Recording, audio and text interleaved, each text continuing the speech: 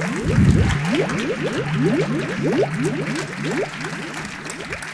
a special chair. Right. See if this one survives. Well, welcome to a little dating game here talking about carbon removals. What is probably one of the fastest growing industries, I think, anywhere in the world in any sector. Somebody described this to me the other day as we need to basically scale this to twice the size of the plastics industry and a tenth of the price of milk in the next 25 years. So it's not an easy ask, but I'm very lucky today to be joined by one fisherman definitely here, and two other experts in the whole world here, or three experts really, in the world of carbon removal. It's got a great panel here today. So, Moran, do you want to kick us off? A quick intro. Yeah, of course, sure.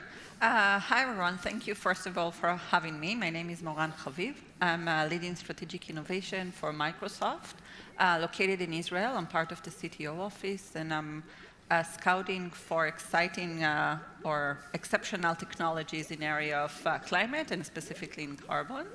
And also a very proud customer of Running Tide, which we will hear about in a moment. Thank you. And I'm Ellen. I'm here from Watershed, delighted to be here. As you can see, I think we all, again, have very different interpretations of what it looks like to be on a boat, but working on it. And so Watershed is a company that works with enterprises and large corporates to help them really understand and measure where their emissions are coming from, and then do something about that, either set targets, track reduction plans. And importantly, actually, we also have a marketplace that provides access to carbon removals and highly additional clean power projects. And so also have the opportunity to work with Running Tide through that. Yeah. I'm Marty. I'm the CEO and founder of Running Tide. We are very proud to call Iceland our operating base, and we have an amazing team here of people 3 rows back.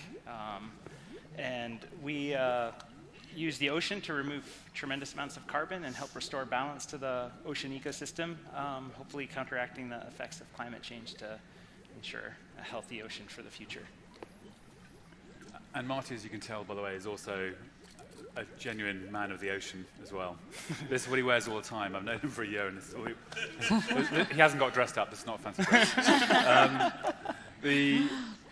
Ellen, do you want to maybe kick us off just a bit of way you see the CDR market and how it's framed and how maybe it differs to the normal offset market as well? Yeah, happy to. And this is what we actually spend a lot of time talking to our companies about. Because a lot of what we end up doing is educating them on how to think about carbon removals relative to offsets. And they often kind of get bucketed together, but they're actually quite different. And so as we think about the removals market, I'm sure many kind of know and have heard of these types of technologies, and I know there's been mention of them today, but we often hear about direct air capture as one of the types of carbon removal. It's actually not the only one. Running Tide is a good example of what another option really looks like for us there, and we're seeing a lot of exciting innovation across the CDR market, different types of technologies that can really help companies invest in removing carbon from the atmosphere, very different from offsets where it's saying I'm actually going to pay for someone not to emit, which is a slightly different type of model.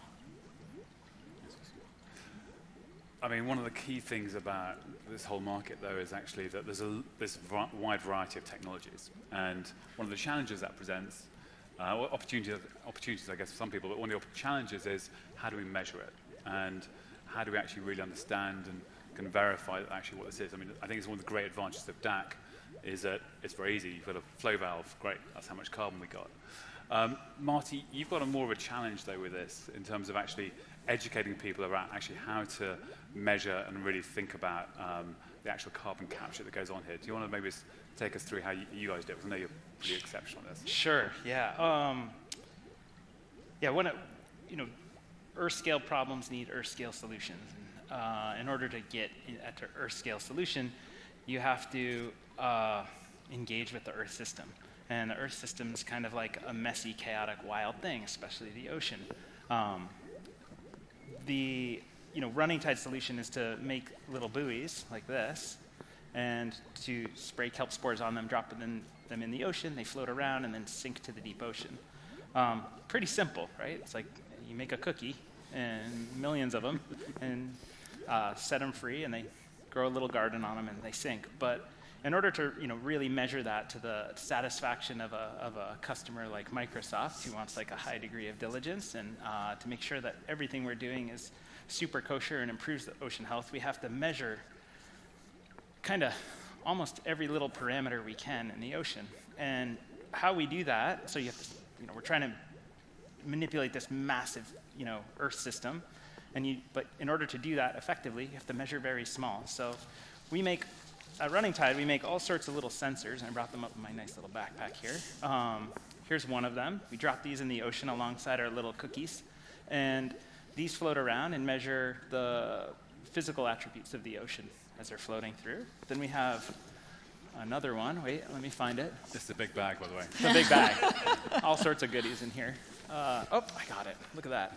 And then, this is another one, and this is this can measure actually the surface roughness of the ocean, which can tell us how quickly the atmosphere equilibrates with the surface layer of the ocean.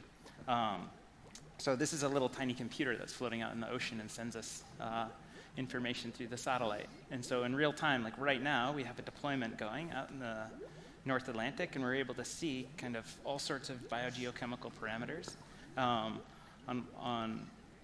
that our buoys are encountering, and we can use that to create some models around what effect we're having on the ocean system. We have a whole bunch of other sensors that you can't see here because they're too big, but they have cameras on them, so we can actually watch things grow and watch things dissolve in the ocean, the minerals that people have talked about before. I think we need a live stream of that, by the way. What'd you say? We need a live stream of that. Yeah, we have it. Where's Phil? Yeah. He has it. And by connecting, and then on top of that, we have labs where we mimic the offshore environment.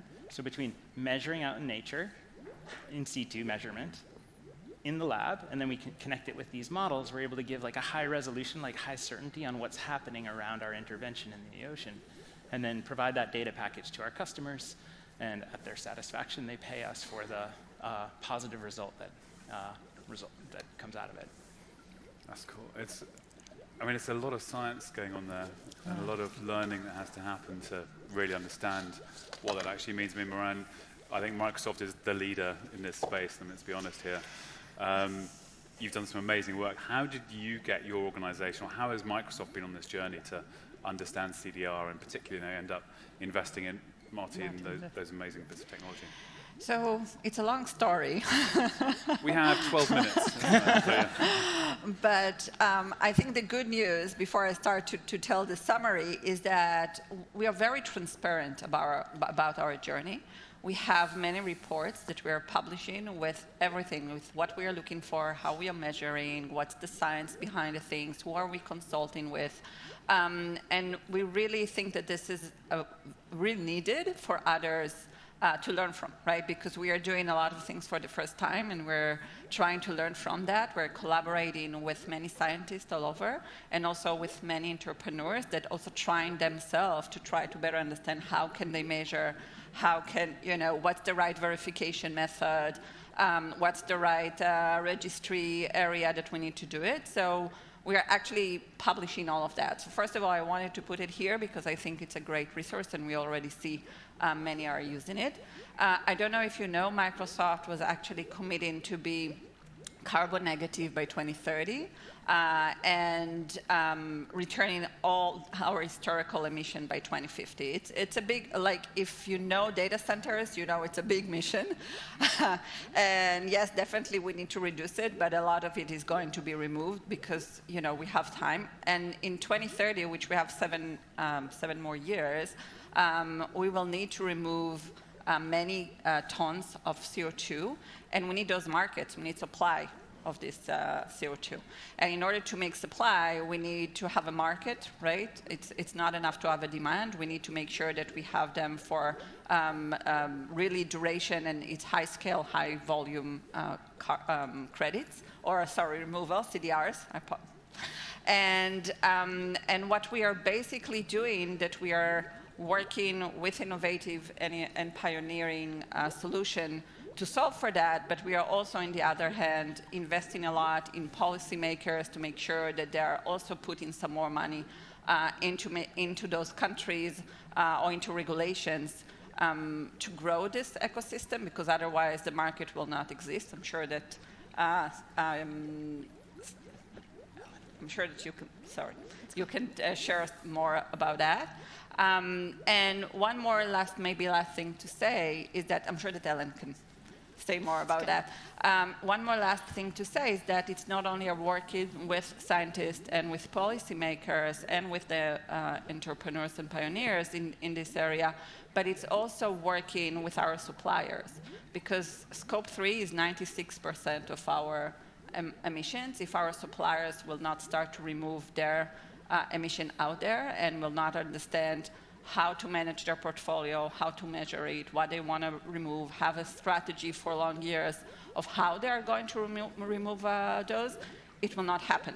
So it's speaking with the CFOs and the chief sustainability officer, if they have, or whoever it is over there, to make sure that they are doing it, because otherwise we will not be able to make it. And also, if they're going to make it and they will have a portfolio, we also grow the market.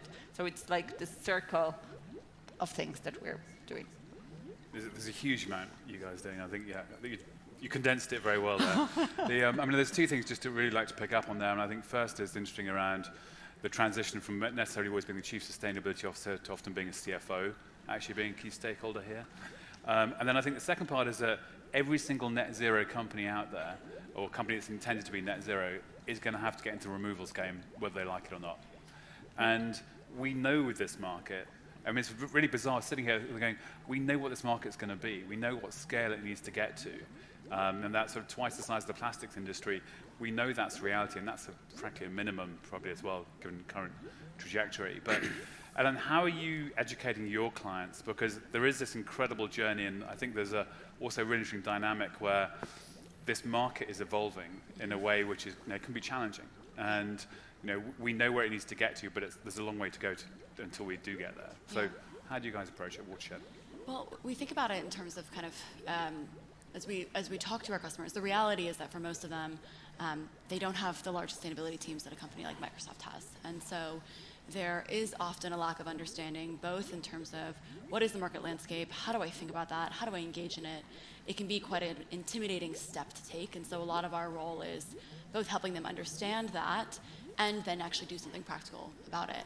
And the conversation has very much shifted to the office of the CFO, and I actually am very excited about that, because that is where the money is, that is where the driver is, and then if you're able to speak to that kind of personality and say, look, you're going to have to do this. You're going to have to do this for a few reasons, either because your customers are asking you to have a net zero program, your regulator is telling you have to have a net zero program, your investors, there's a lot of investors in this room, are telling you that you need to have a net zero program, and that needs to be credible. And what credible means is you can't offset that entire footprint. You need to invest in carbon removals. And by the way, it's good to do that now, because that's helping you risk mitigate into the future. And so much of our conversation has shifted to that kind of narrative. I think that's very exciting and important. I think that's actually going to hopefully mean that there's many more companies that, again, may not be at the scale or size of Microsoft, but that are starting to think about their budgets and being able to invest in companies like Running Tide and removal credits, sometimes for the first time. But it is that education bit, both in terms of where the market is going and why it's actually good for business for them to do this now versus kicking the can down the road. I mean, it does raise an interesting thing there, which is you say, we know this is, well, it's sold out now. I mean, Marty, you're sold out already. You've got this really interesting challenge of how are you scaling, and what are you actually, what are the steps that you need to take to get to an incredible level of scale very rapidly? You want to maybe just talk us through quickly how the steps Running Tide's doing to approach that? Well, yeah, I mean, so we are, we have a saying that we use at Running Tide, cross the river by feeling the stones. So, making incremental steps, taking small risks, learning from them, and then taking the next step. The key for rapidly scaling is not taking giant steps, it's just taking a lot of small steps really quickly. So try to make a small step, learn from it, collect the data with all of our research partners around the world, and then take the next step quickly and keep moving. And letting the data that we're gathering off all of our systems guide us. At the same time, we're operating in the ocean system, and as everyone can tell from the wind around here, the ocean's a big, scary place, and so it's hard to do anything small. You have to kind of do things at a certain scale to even do it safely. So one of the really interesting things about the ocean is, it's massive, and as we proceed, we're going to be able to, scale very rapidly, and hopefully be the biggest carbon remover in the world. I think that's definitely possible for Running Tide, and we'll let our data let the data we gather guide us through that process. But I can see great scale as we take these incremental steps, moving up that exponential curve that we always talk about. And you're live here in Iceland already as well, aren't you? I mean, We from are. a year ago when we first met a year ago, and you were like, it's out there. It seems to be getting much closer though now, isn't it? Yep, it's operations are live. We've got the live stream coming back of the data, and our team is literally making adjustments as we speak on how we're going to make the next step a little bit bigger and a little bit better and a little bit get a little bit more performance out of the system. So, it's Ocean CDR is happening, and it's I foresee it growing to pretty massive scale in the next 5 to 10 years. I see it. It needs to. It really does need to. So yeah, we have no the more we choice. can do, the better. And Ellen, with the there's an interesting piece here though, which is it's also attracting lots of different types of finance as well. Actually, from you as well, Moran, is that there are the sort of corporates who are ahead of the game, particularly technology companies that are investing. There are some of the earlier stage investors. We're seeing things like obviously Frontier, advanced market commitments, and how that's coming through as well. It's obviously going to need all of them. But what are you seeing where are you seeing with your clients the attractions that are coming at the moment, and what's almost your wish for the sort of categories or sectors which would start to embrace CDR more? Yeah. Well, all of them. Is the short answer. Well, I think it's what I'm encouraged by there is actually, again, coming back to what's driving this forward. A lot of what I think we want to see more of, because I think it's going to get more of those industries actually getting involved, is companies talking more about their portfolios and what they're doing in the space. Again, I think that the work from Microsoft, and I think we just heard the JP Morgan announcement recently as well, and the likes of Stripe and Shopify really investing in the space. The reality is they're leaders in their market, and so what happens there is if they kind of take that step, we often see then the follow-on effect with many of our corporates saying, oh, we see what they're doing, we want to get involved. And they may only be dipping their toe in initially. That's okay, as long as it's sort of starting that ball turning to invest in this more and more. And so a lot of the work we do is actually reducing that barrier to entry and saying, look, you don't have to go out and map the whole market and have an expert internally in order to get involved. We can kind of help you navigate that market. But I do think in order to do that, more companies across really the answer to your question, every industry, starting to talk about what they're doing in this space is very helpful. So the transparency piece is very important. I think it actually reduces a lot of that fear. Companies can be scared often of taking the first step of being the leader, especially in a space where the technology is evolving so rapidly. And so I do think some of that leadership is actually going to be really critical in getting industries across the board to start to invest here. Right.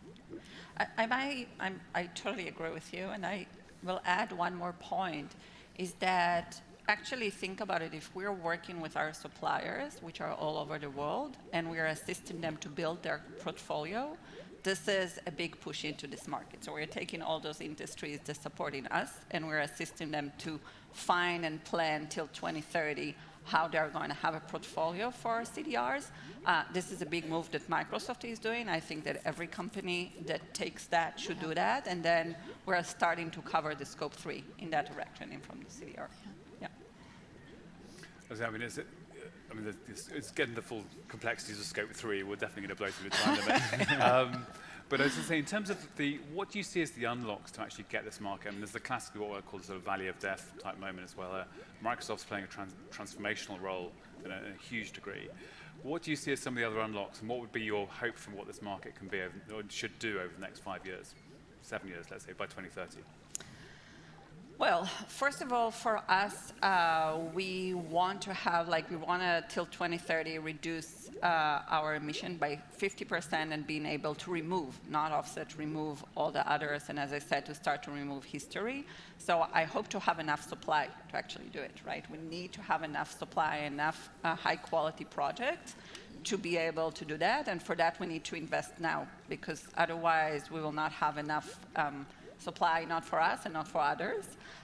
So this is, I think, the main challenge. We need enough entrepreneurs, we need enough projects to actually take it. We definitely need more customers or more companies to decide that they are doing that, and more regulations. Because we see now with the anti-inflation Bidens, right, they're also putting more money into CDRs. So we are hoping that this money will actually bring more companies and more supply into this. But I hope this answers the question. It's changing things rapidly. Yeah. It's definitely doing that. Ellen, for you as well, what are the unlocks you would like to see in the next 10 years? I think it is that more companies start doing this. And so companies really of all sizes, and not just the biggest companies in the world. I think that's going to be really important. If we think about the world's emissions, actually 40% of them are made up from listed companies. Imagine if all of those companies started investing in carbon removal. That buying power to kind of help feed the supply is very powerful. But it needs to start happening now so we can unlock the supply that Moran is describing for the future. I mean, I think to your point, I just hope there's enough supply. This is crazy market demand, supply going on. Marty, how about for you as well? So what's the next 7 years going to be? Where's Running Tide in 7 years' time? So I sometimes call climate Godzilla because it's destroying everything. So we need a King Kong to kill Godzilla. So I hope Running Tide's the King Kong. So I need bananas. And we should do some t-shirts. Let's do t-shirts as well. Excellent. I'd just like to say a very big thank you to 3 excellent panelists. So thank you very much. And anyone interested in CDR, please come have a word with them. We need to scale this quickly. Thank you. Thank you. Thank you, Marty.